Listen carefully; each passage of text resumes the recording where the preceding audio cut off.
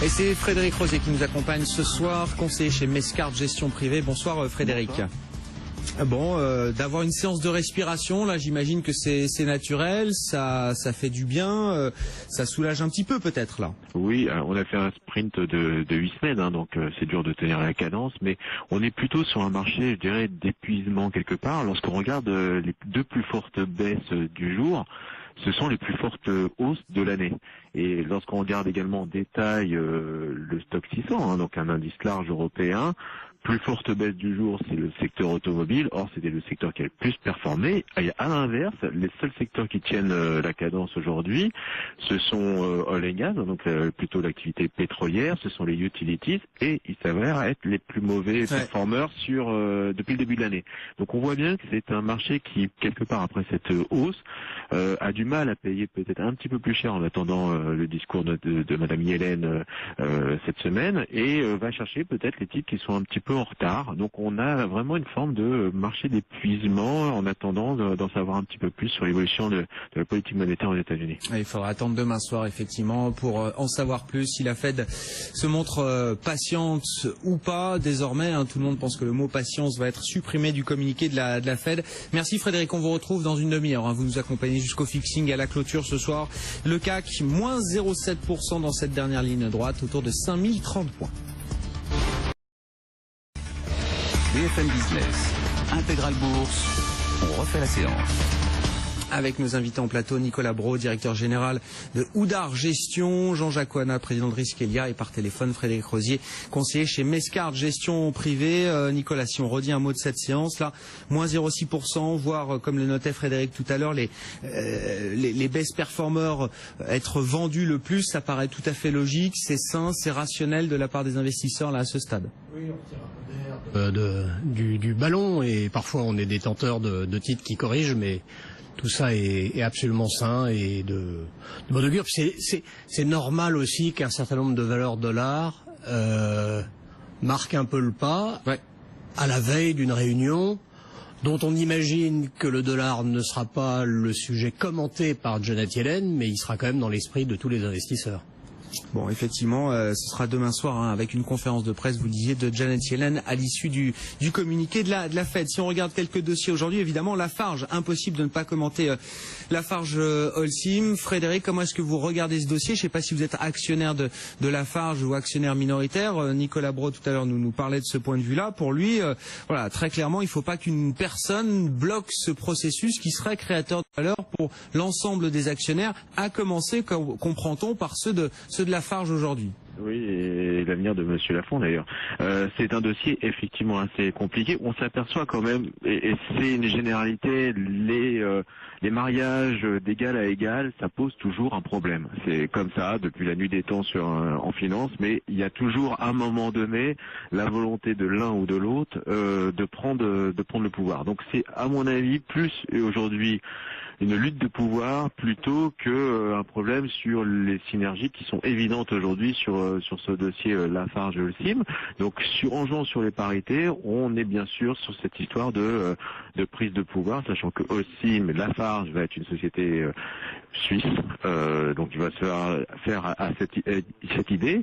Ça devient un dossier éminemment politique, donc on ne connaît pas forcément l'issue à partir du moment où les politiques se mêlent de ce dossier-là. Donc ça risque d'être assez agité. On a vu quand même que les deux titres étaient assez mal orientés et Holcim s'est mis dans le sillage de Lafarge aujourd'hui en fonction des parités. Donc c'est aujourd'hui une correction quand même assez significative puisque le titre Lafarge a corrigé quasiment de 15% sur les points hauts de manière assez rapide, alors qu'au contexte général pour Lafarge aujourd'hui est extrêmement favorable.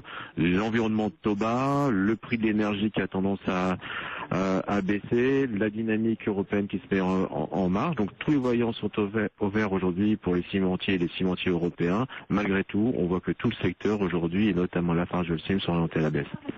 Bon, vous me redites ce que vous disiez tout à l'heure, Nicolas, là, l'intérêt de la fusion a commencé pour les actionnaires de Lafarge. On rappelle Albert Frère, notamment le premier d'entre eux, et l'Égyptien Saoubris. L'intérêt de cette fusion est supérieur au coût éventuel du sacrifice de Bruno Lafond, l'actuel PDG de Lafarge, qui devait devenir numéro 1 du nouvel ensemble.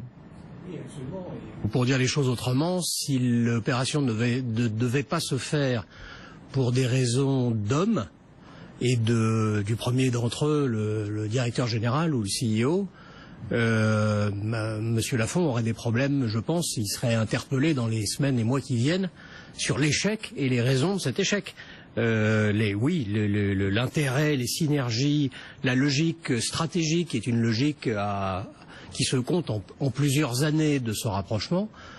Outrepasse ce sujet d'homme qui est un vrai sujet, hein, on peut le concevoir, mais ça serait difficilement compréhensible que les deux actionnaires principaux de Lafarge, qui ont plus de 40% des droits de vote à tous les deux, butent sur cet élément-là. Pourtant, je vous ai entendu très souvent en tant que gérant me dire que vous achetiez un management. Il y a évidemment tous les aspects financiers, synergie et autres, mais vous aimez bien en tant que gérant, je dis vous, mais comme beaucoup d'autres, acheter les hommes, acheter les managements. Enfin, on peut imaginer que le management de Lafarge, ça va être un paquebot mondial. Enfin, c'est déjà un paquebot mondial, mais là, ça va être un géant mondial, Lafarge Holcim. On peut imaginer quand même qu'il faut à la tête quelqu'un qui soit capable de piloter l'ensemble. On peut imaginer que le management de Lafarge estime que c'est Bruno Lafond, qui est 30 ans dans le ciment, qui est peut-être un des seuls capables aujourd'hui de gérer ce genre de rapprochement. Il n'y en a peut-être pas 36 dans le monde, là.